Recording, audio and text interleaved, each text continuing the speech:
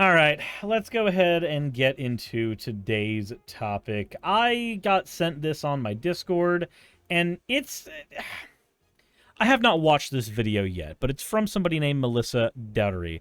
And the types of videos that she has on her channel, when we take a look here, we've got keywords of apologetics, Christianity, Bible, ex-New Ager, theology, should we use preferred pronouns, hard facts about the transgender craze, thoughts about prophecy. Like, we've got a lot of stuff here. Advice to those who struggle with same-sex attraction. Like, you know about what we're dealing with, right? Also, Cinderon, thank you for redeeming your points for an ada. You fucking degen. But because of that, we know kind of the flavor of what we're looking at. So I figured I would look at her video called The Best Response I've Heard about using preferred pronouns. Now, those of you who have been to my channel before, you guys know that I'm pretty okay with using preferred pronouns. I mean, it's the same thing as somebody's name. Somebody just goes, hey, I prefer to be called this, and that's all you do. You just call them the thing they want to be called. That's it. It is literally not any more complicated than that. But because this is here, I guess we're going to go ahead and cover it.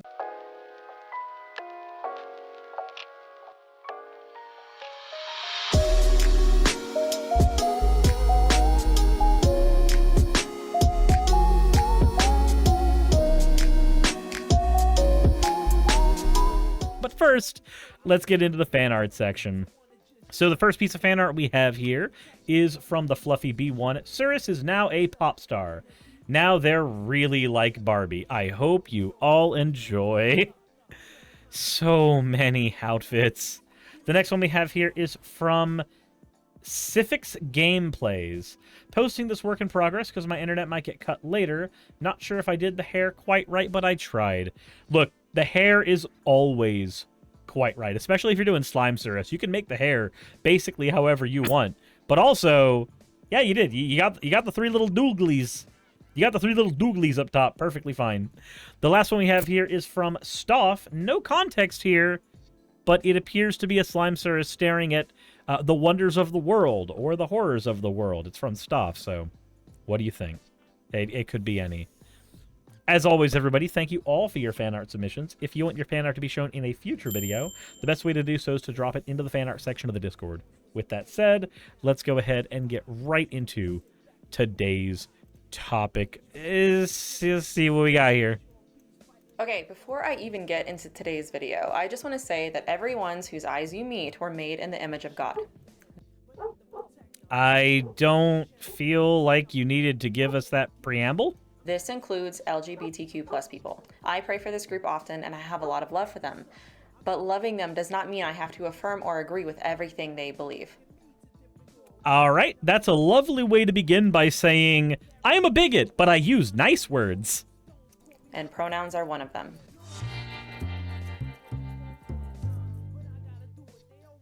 You know what? This is an odd time to be alive, let me tell you. It's not really. At any time you are alive, if you're stuck in the past mentally, it will always be an odd time to be alive for you. Always. 2023, and 10 years ago, you know what? No, actually 5 years ago. People never would have even asked what your pronouns are. Cool. As it turns out, society progressing in a particular direction is fine, really. Do you know what happens during this? You know what happened, like, during civil rights? People honestly could have said at one point after civil rights, 5 years ago, you wouldn't be drinking at the same water fountain as me.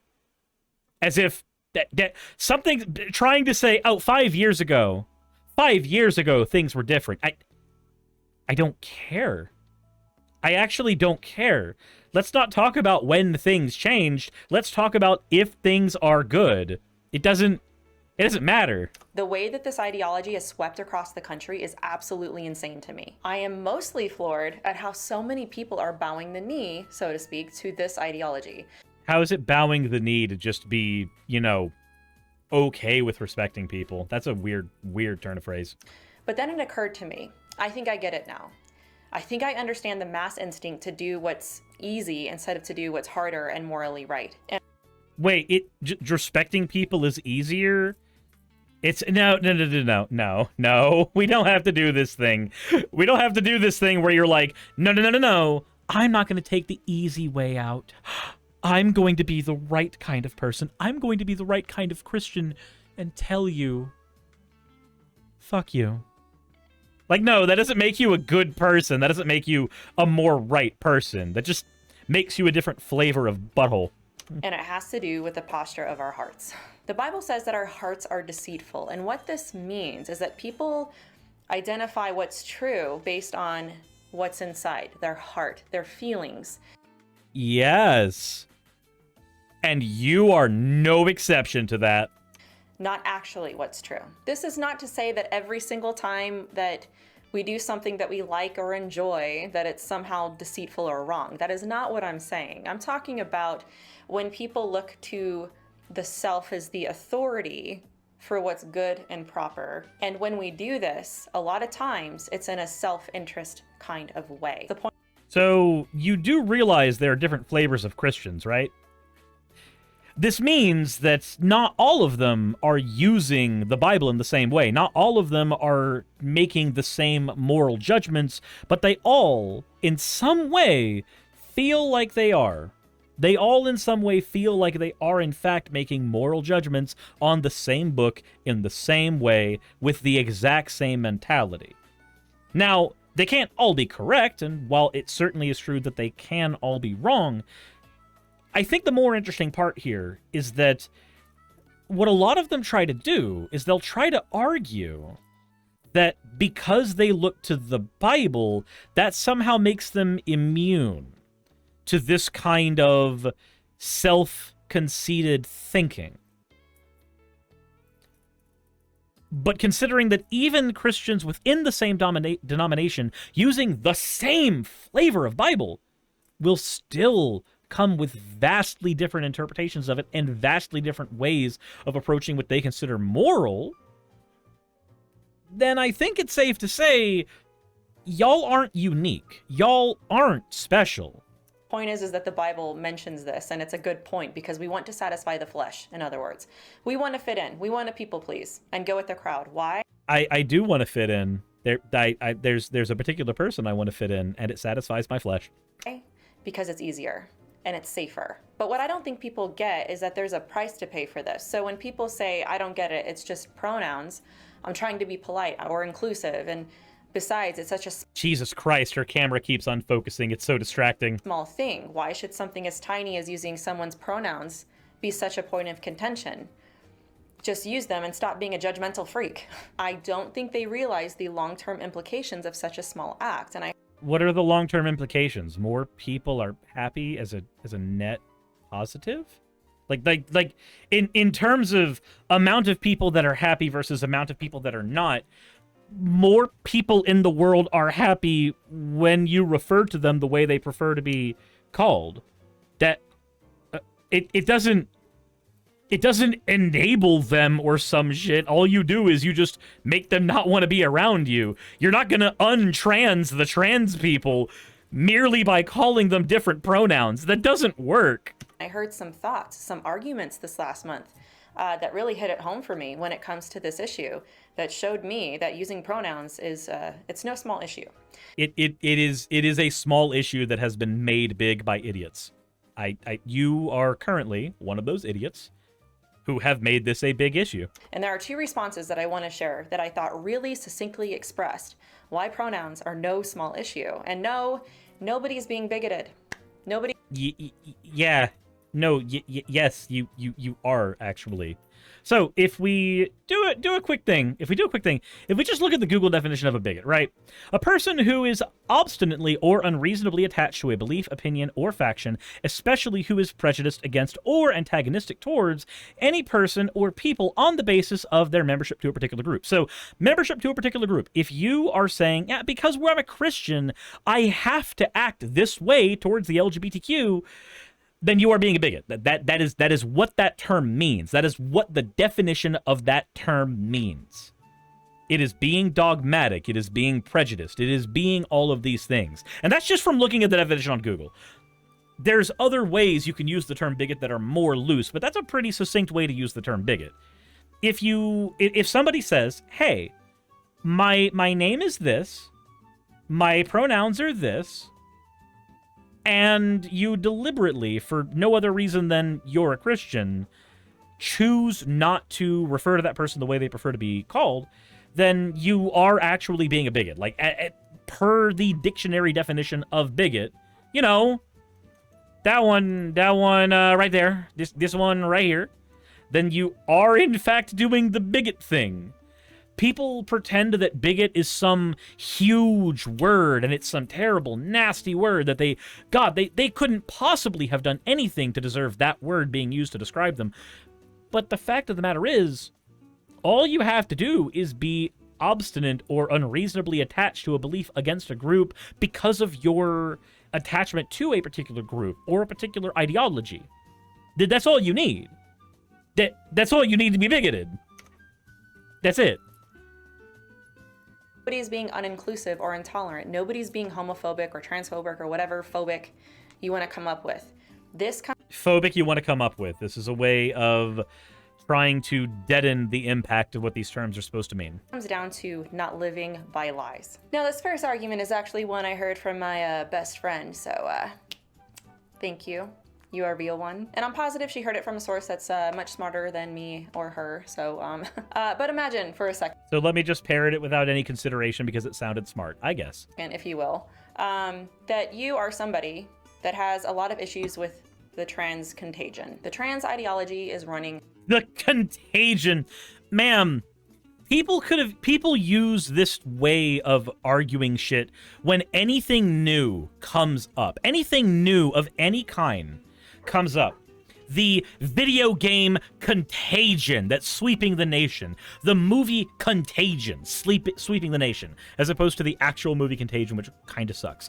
The tolerance Contagion. The gay Contagion. Social movements are not a disease, man. Social movements are not a thing that is a contagion. What we know about trans people, the actual science behind how being trans operates, is that is an internal thing. That is something that is internal to the human mind. Whether you want to appoint the human mind to purely biology, or if you want to argue it's something else, doesn't matter here. The fact is, gender, or how somebody feels about their gender, that exists entirely in their mind. You cannot go into somebody's mind and tell them, because you can't read their mind, that no, you're wrong. You're wrong. You're not feeling these feelings. It's just a phase, or you're incorrect. The thing you see in the mirror that you don't feel is you, that's not correct. You don't get to do that because you're not in that person's mind. We've also found that by not helping these people, by not giving them access to HRT, to surgeries, to therapies, by not letting these people be affirmed, which again, it's not a difficult thing to do. How hard is it when you meet somebody on the street, how hard is it to remember their name? It's really not that difficult. Now, some of you might say individualistically, it's hard for me to remember names. Shut up, you know what I'm talking about. You know exactly what I'm talking about.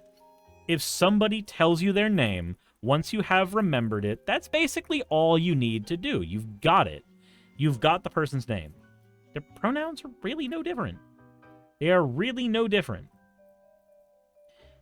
So how do you have to operate? How do you have to operate in a world where LGBTQ people know for a fact that they cannot get your respect?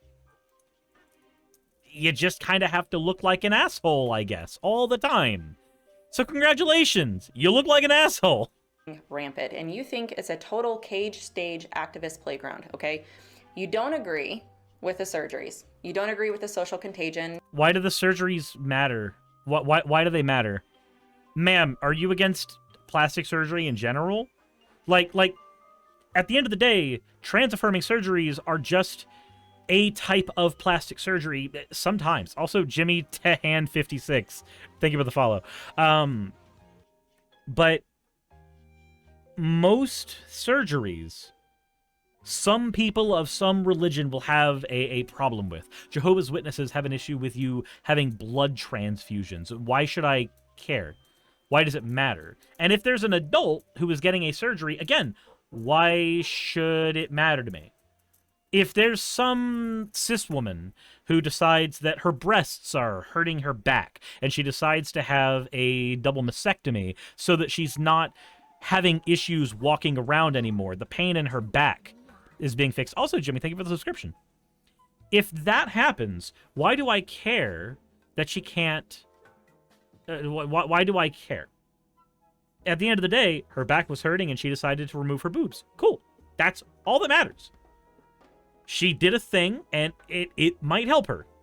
So what's the difference when there's a trans guy whose boobs cause dysphoria? What do you do then? Do you just say, because the pain is happening in your brain, that's somehow magically different, and we're not going to actually support you doing that? Fuck you. Don't do it. No, that doesn't make any sense. If the brain is a physical thing, and mental health is exactly the same as any kind of other medical health, then if somebody has back issues and needs to have a double mastectomy, then a trans guy should be able to have a double mastectomy. No problem. Now, on the flip side, if some cis girl goes, hey, I really do not like the fact that my mom endowed me with less than A cups. She doesn't like the mosquito bites she's been working with her entire life, and she wants to have a better figure. So she decides what she's going to do is she's going to get breast implants. Nothing major, nothing like porn star levels, just she's going to get a couple of breast implants and she's going to go up to maybe a B cup. Maybe, if that. And would you have a problem with that? What would the issue with that be? I'm divorcing this from trans people for a second to figure out what the actual problems could be with somebody being allowed to go through that surgery. Because as far as I can tell, there aren't any. We're just talking about a person who will be more comfortable in their body if they have a surgery that makes their body align more with what their ideal is. Do we have an issue with people who are overweight getting cool sculpting or liposurgery? Do we have an issue with that when that will objectively improve their lives? Do we hold problems with those surgeries? I would think it's stupid to. So either you have to hold a nightmarishly stupid position that nobody can have any agency over their own bodies, or you have to special plead for trans people getting similar surgeries. If a trans girl goes on E and her breasts don't grow to the size that she wanted them to, and she will feel more comfortable in her body by getting a surgery that will give her implants, what's the issue with that? If a burn victim, all right, if a guy goes through a terrible burn and it destroys his crotch, and we use phalloplasty to rebuild the guy's under area, is that a sin? Is that wrong? Well, no, that would be stupid. It would be stupid to call that wrong. We are just cosmetically rebuilding something there, using parts from the guy's own body. You're not even using donor parts from another person. But when a trans guy wants phalloplasty, which is the exact same thing, we are taking tissue in the exact same ways to rebuild and graft the exact same thing. The procedure is largely similar. Magically now there has to be a problem. Magically now it's somehow different because it's burn pain versus mental pain. And again, that's pretending that pain is the main thing that we need to operate with. I mean, what if all the nerve endings were killed in the area and the guy doesn't experience any pain? You see how this all breaks down? You see how this all breaks down? Like, all of these arguments against letting trans people do surgeries, they break down the minute you apply similar, or even in some cases, the exact same surgeries to cis people. The minute you start applying them there, all the logic breaks down. It starts sounding like you're trying to just remove basic-ass rights from regular people, which makes you sound not like a good, oh, poor Christian girl. It makes you sound like an authoritarian nutwhack job.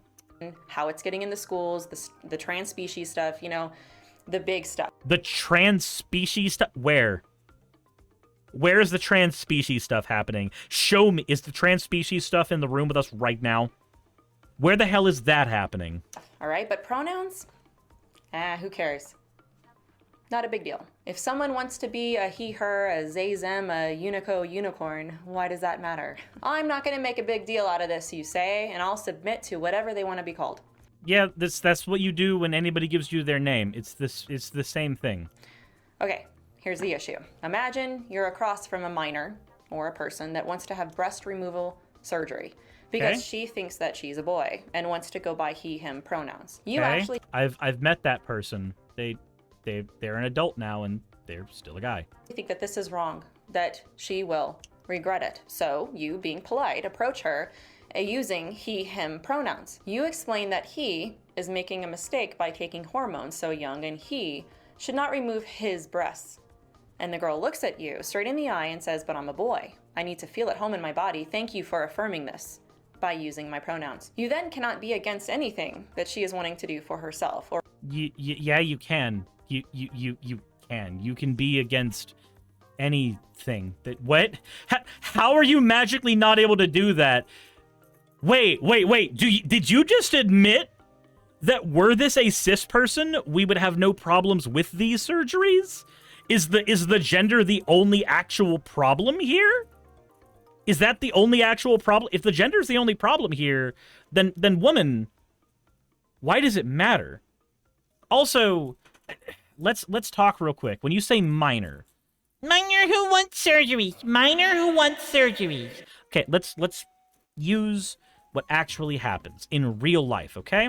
In real life, when a child says, oh, I think I'm this gender, and that gender doesn't align with my gender, one, that is a vanishingly rare occurrence. But let's go ahead and argue for when it happens, because it does happen. And when it happens, when that child does feel comfortable communicating that, here are the steps and the ages at which we do things.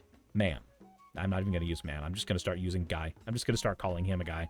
At this point, I don't give a shit. But here's what we do, right? When a child, as in somebody who's 6, 7, 8, 9, when they say, hey, I feel like this gender, do you know what happens? We would socially allow them to transition. Socially. Now, what does that mean? Because that sounds scary, but it's not. It's literally... they can dress how they want, which is no different than anybody else on the planet. And then they can have the pronouns that they prefer. That's it. Now, it isn't until they hit puberty that we would then use puberty blockers. Now, do you know what the side effects of puberty blockers are? Most of the time, none. However, let's pretend for a minute we're in the world where puberty blockers have a 100% rate of side effects. What are those side effects? Your bones are a little less dense. And for the one idiot, because I have read your comment already, for the one idiot in my chat who goes, how dare you try to say that osteoporosis is not a big thing? All right, listen here, you dumb twerp. It's not osteoporosis. It's not that big a deal. It literally just means you might have to take more calcium. Like, literally, that is the thing they do. If puberty blockers negatively affect your bone density, you are prescribed calcium. That is what happens. Please, Google it. Look it up. Go ahead. Don't trust me. Please, don't trust the pink slime jelly person on the internet. Actually look up this shit. So, the other thing is, you might have less fertility.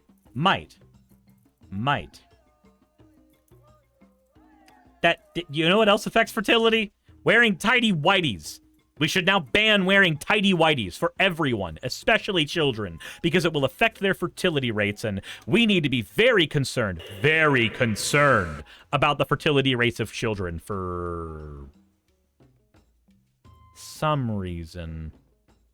Why are Republicans always worried about whether or not children are fertile? That's weird, right? Anyway. Now, after HRT...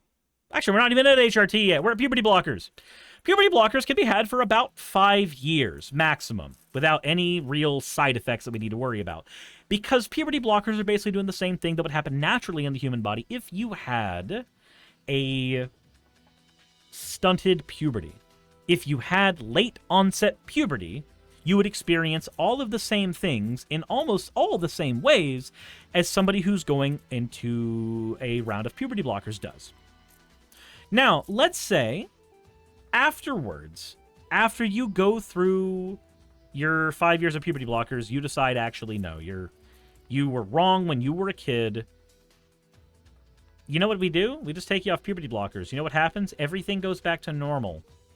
That's how the human body works. Because again, it's exactly like you experience puberty later. But if you decide that actually, at the ripe old age of 15 or 16, that you still want to go through with doing the transition stuff to your body, then the next thing we do is very, very simple. All we do then is we allow you to go on HRT, which means your body will have estrogen, which it naturally has anyway, or testosterone, which it naturally has anyway. We are just flipping the amounts in your body. And then, only after the person is 18, only after the person has become an adult, do we actually do surgeries. Now, there are a couple of exceptions where surgeries are done at, gasp, lay shock, horror, 17. Because somehow going from 17 to 18 magically flips a switch in your brain that changes the way you make decisions. I still don't understand how we came to that particular thought. I understand needing to have a cutoff point where one is considered an adult, but trust me, if you've ever spoken to a 17-year-old and an 18-year-old, they both just sound like dumb kids. They both just sound like dumb kids. This is why it's weird. This is why it can be really weird when somebody who's like 30 or 40 wants to date an 18-year-old, because like that person is not old enough. That, I'm sorry. Legally you can, and it's not really weird for you too. But oh boy.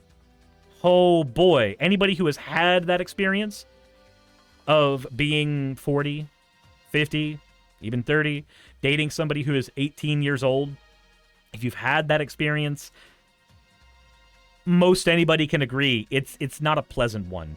You get like your 2 months of honeymoon phase, and then suddenly y'all realize that you have no idea how each other operate. You are constantly having to make strange decisions for this person because they have really weird ideas about how the world around them works, and you are basically playing the role of a father or a mother half the time. Like you're bouncing between caretaker and partner, and not in a way that is normal. Again, not saying you can't have age gaps. Age gaps are fine. I'm just saying these cutoff points are there for legal reasons. But because they're there, and because we recognize there is a tiny bit of wiggle room there sometimes, then yeah, sometimes we let people who are trans and are approaching 18 go ahead and get the surgery sometimes a couple months before. Because that couple months is probably not going to change a whole lot about how they're going to feel about this. They're not going to magically go in 2 months. Actually, the thing I've been doing for the last 9 years, fuck it. That doesn't really happen. But, anywho, let's continue. Now that I've gone through this is how we actually do the thing for trans people when they're kids, now that we've gone through that lovely process, let's get back to the video. Because apparently, pronouns bad. Or why anyone else shouldn't be able to do it for that matter, because you're affirming her very identity to do so. So, I have, in my lifetime, I have had a handful of friends who have called themselves trans, and then decided they were not trans, and then re-decided they were trans.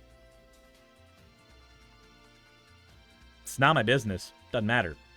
I've also, in my life, had a handful of friends who are trans, who have preferred to be called one thing, and then a couple years later preferred to be called something else. It didn't matter. I just called them the thing they wanted to be called when they wanted to be called it. That it wasn't hard. Again, I played Pokemon. When my Bulbasaur became an Ivysaur, it wasn't hard to call it an Ivysaur. When it became a Venusaur, it wasn't hard to call it a Venusaur. It wasn't very difficult. This is so important. It's like an upside down pyramid. all right, when it comes to the foundation of the problem with this. As a woman, I think this is particularly true of men. Think about it. Once you use the pronouns, it's difficult to say she shouldn't be able to go into a woman's locker room. No, she can't play in women's sports. No, she can't be Woman of the Year. Oh, wow. Why does that matter? Also, if you think it's hard to affirm somebody and still be a bigot on the side, that's a skill issue. Work on that. You should become a pro bigot. Go pro. It's very similar in my mind to say, approaching someone with a terrible illness and say they identify as healthy and want others to affirm this, even though they're... Not the same thing. Not the same thing. Your gender is a socially constructed thing that exists primarily in your mind. Your health status is something that we can objectively measure. We can't really objectively measure gender. I mean, hell, we kind of suck at objectively measuring sex, too. It's actually more guesswork than you think, because it's not just, oh, does have dick, am guy, does have vagina, am girl. Like, no, even sex isn't just that, because there are people who have one set of genitalia, but then instead, like, they'll have a penis, right? But then they won't have testicles. They'll have ovaries. And they won't have the chromosomes you expect them to have on a guy. They got XX chromosomes. Those people are they exist. What sex is that person? What sex is that person? Please let me know. Sorry. Even sex can be more complicated than what you're talking about. Clearly sick. You affirm to be polite.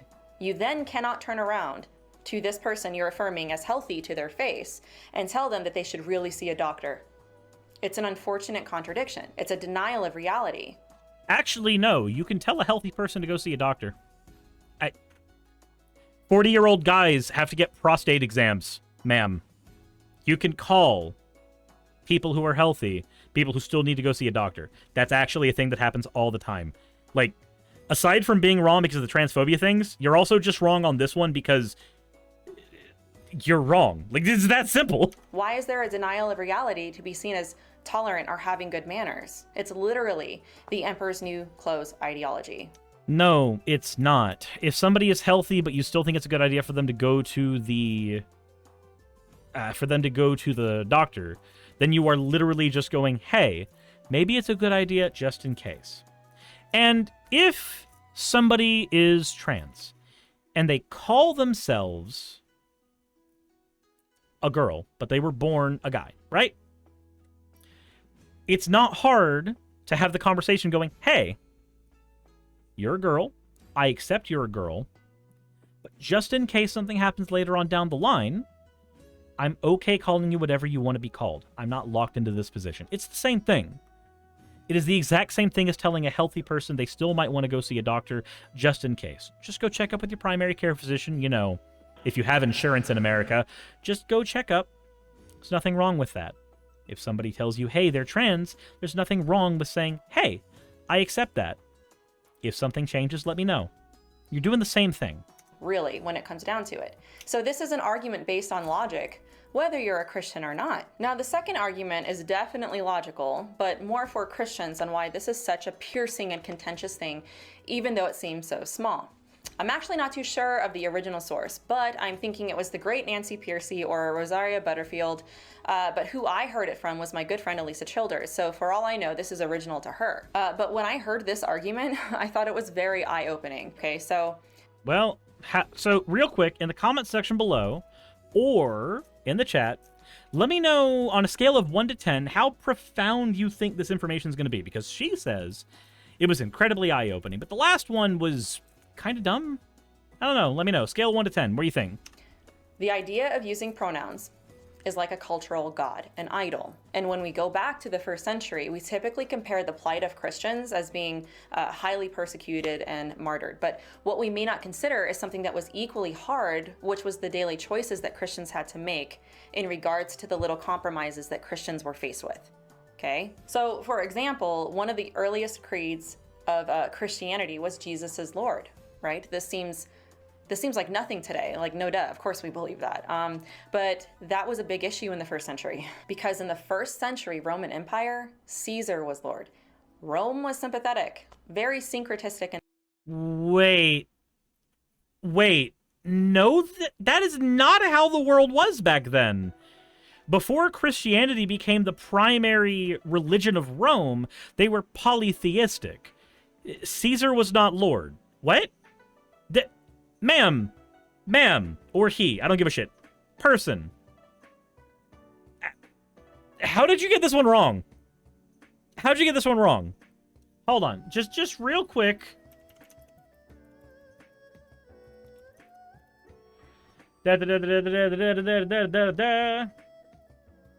The official deification of Julius Caesar in Rome took place in 42 BC when the Senate had him deified posthumously. But his divine status had been accepted by the people of Rome soon after his death, when a comet appeared in the sky during the funeral games held in his honor. What? That's not the same thing. There was one Roman emperor who called himself a god in life, and that was Caligula. That's not Caesar. Did you mean Caligula? Because Caesar was honored as deified after he died, but again, polytheistic society. Being deified does not make you Lord or Lord of Lords. That's not how that works. Also, yeah, that was BC. That was before Christ. That wasn't first century. God's pronouns are literally they, them. In this way, to all beliefs and religions. You could believe just about whatever you wanted, just as long as you proclaimed Caesar as Lord and took a tiny pinch of incense and put it in a bowl for Caesar. My understanding is they didn't care if you believed it or not. They just wanted you to participate so you wouldn't be seen as like a traitor causing trouble. Because, okay, that's literally just the Pledge of Allegiance. That is just an early version of the Pledge of Allegiance, ma'am. That's all that is. That is the, you can believe whatever religion you want in America so long as you swear your oath to America. It's the same thing. Like, aside from being historically inaccurate in the way you're describing it, even if I were to take it 100% literally, that is still just the way we do the American flag stuff. In society, in the state, you had to fit in. So naturally, of course, Christians took issue with this because Jesus is Lord. So if a Christian went to someone's house, there was a household god or idol set up, and it was very customary to just do a little bow to the god when you came over. Because it's a polytheistic society. Ma'am, they were polytheists. Which means even if you didn't follow the god that somebody else followed in their house, you would still accept the fact that that house was under the patronage of a different god. That's how society worked. We would also just call that sane. Look, far be it from me, the atheist, to explain this to you, ma'am. But as an atheist with a bunch of friends who are polytheists who regularly goes to festivals and bloats and all kinds of shit with polytheists who all know I'm an atheist, by the way. All of them. It's never news to anyone there. Accepting that there are some people around you who believe in gods, whether or not you believe in them, or if you believe in them, whether or not you follow them, is pretty customary within that group of people. And that's fine. That's way better than the way that most Christians try to argue it, where you must believe in the God we believe in or you're going to be burned in hell. And if you don't burn in hell, we're going to get you sent there as fast as possible. Like, that's... I'm sorry, I think the polytheistic way of looking at this is infinitely more sane than the way that Christians have largely looked at this, which has been historically to do the Spanish Inquisition. Christians couldn't give a pinch or a bow because they were so convicted that this was false worship, and them participating. Yeah, except for the Christio-pagans, and those are a thing. Again, I've met some. In any part of this was against everything they believed. So in this way, pronouns are like a little pinch of incense. Pronouns are the little bow. It wouldn't have... Okay, so, again, I don't care how Christians see this. I actually don't care. I was a Christian, and I still don't find myself caring. And here's why. In a pluralistic society, you accept that there are other people around you who are different than you, and it's okay to respect the ways in which they're different. In your ideal society, everybody has to be some flavor of the same, and if they're not some flavor of the same, then they must be changed to be that flavor of the same. Polytheists largely are okay with a pluralistic society where you go in and you see that somebody else has an altar to a god you may not follow or, hell, may not even believe in, but you're still okay making an offering to that god, one, just in case, two, because it doesn't matter. Ma'am, I'm gonna say this in the kindest way possible. Most polytheistic gods aren't as childlike and petty as yours. Weird, right? It's weird that your god is apparently such a goddamn child. Such a petulant little moronic dipshit of a kid that any type of worship away from him is something that makes him go, "Nah, you're going to hell." Like, no, ma'am. That is not an okay thing. It's not okay for your god to be a petulant child whose name is literally jealousy. It's not okay, ma'am. Accept the fact that your god's a twerp, and there are other gods who, while being described as less powerful, somehow are decades, centuries, millennia more mature than yours. And when you can wrap your head around that idea, it'll probably also occur to you to accept that, hey, maybe the fact that you're cis doesn't mean that everybody around you needs to be cis. It's okay for some people to be trans around you. And it doesn't cost you anything to affirm them. And it doesn't hurt society as a whole to affirm them. You literally have to make up a billion ways in which this is bad for it to be bad. But in reality, if somebody decides they're a guy, the world keeps turning. If somebody decides they're a girl, the world keeps turning. Nothing changes. And that's fine. It's okay for the world to keep turning. Even from the perspective of a Christian, it's A-okay, because one day your God's gonna rapture up everybody here who he gives a shit about, take them up to heaven, make everybody here suffer for 7 years, because again, vindictive childlike asshole, and then, when he's done, he's gonna come down and rule for 1,000 years because arbitrary number games, I guess, and then he's gonna have one big Shaolin showdown again with the devil, and then kick him into a lake of fire, and then everybody will clap, and everybody will be happy. Ma'am, it does not matter, even in your mythos. Even in your mythos of Christianity, everything's gonna turn out okay, no matter what the fuck you do. And even in your mythos, if your God truly is in control of everything, then your God made people trans. He built them that way. He literally looked at trans people and said, "You'll be built different." And that's okay. It is entirely okay for that to be the case. All you have to do is accept that. That doesn't take any effort. It would have been much for them to just give a pinch and take a bow. Why didn't they? Why would they care so much about something so small? It keeps the... Because their God was a petulant child and told them that he would punish them if they did. And despite the fact that Christians seem to be really into punishment, they decided that they didn't want to get punished. Peace. You're just being polite. What's the big deal? There wasn't a big deal back then, and it wouldn't be a big deal right now. It's only a big deal because you pretend it's a big deal. If we give in to these little things, okay, when the big things come, what's to stop us from bowing? We've already bowed to Caesar. So why should the compromise stop there? Especially when it makes us seem tolerant and likable. Now, I mean, compromises is literally how you have to operate in a world of other people. If you don't want to compromise with people around you, then stay in home and suck your thumb and get off the internet. Let me pause here for a brief moment and reflect on this a little bit more when it gets personal or complicated, especially when you're a Christian with a family member or close friend going through this. I want to say...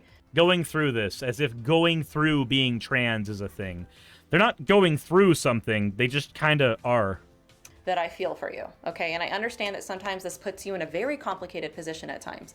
And maybe I'll cover this in a later video in more detail, but I think that there must be a very That must be a very difficult thing to deal with. And especially if it's something like your relationship with your child, like if that's at risk. And honestly, if it were me in that position, I'd be torn too. But it would be very difficult for me to pretend that this is normal. It's like Normal is not a litmus test for good, though. I think you know that. the Emperor's New Clothes, as I mentioned before. We all know. Okay, we all know. We're just pretending not to know. Why? Ma'am, I have a question. If I were to talk to you on the street and you were to ask me my name and I said Chris, would you look me in the eye and go, no, I know your name is Christopher. I know it's Christopher, and I will not call you Chris. It's Christopher. I'm not calling you Chris. It's Christopher. That would make you look like a fucking asshole. You know why? Because you would be one. Again, if a trans person says, hey, my name's Jeremy, and you just look at them and go, but you look like a girl.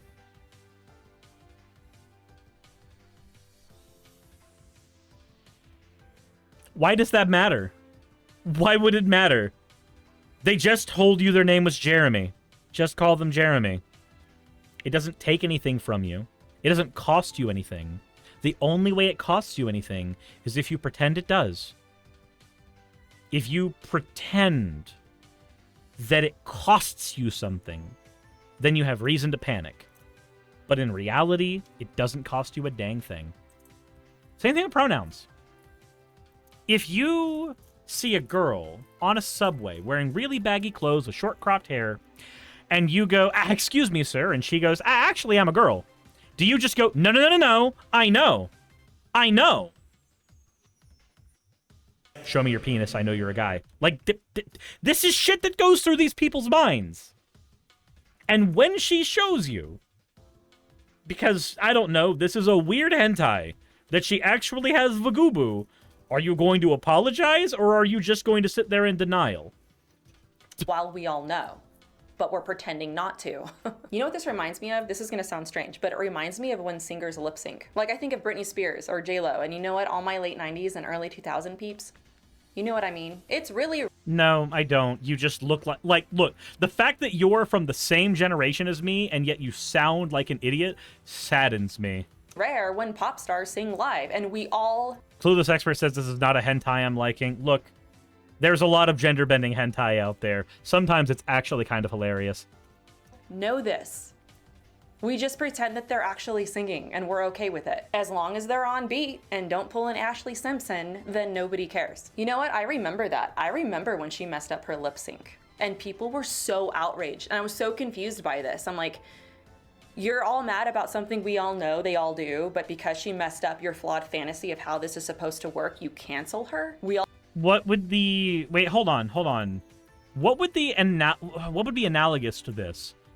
You hang out with a trans girl, and then, like, one day she forgot to pluck, and then you see, like, a stray hair on her face, and instead of assuming, like you would with a cis girl, that maybe she's got PCOS, you're just like, the guy all along, I've been lied to! Like, no, you haven't been. You haven't been. There was just a day where she didn't do the same amount of effort as every other day. That's it. Y'all just pretend that we paid $100 for a show to watch them fake sing really well, and we'll be okay pretending this until they get caught. Okay, all right. You know what? I digress. You get the point. It's just really awkward that we are playing one big game of pretend. So these are some of. But you're not playing a game of pretend.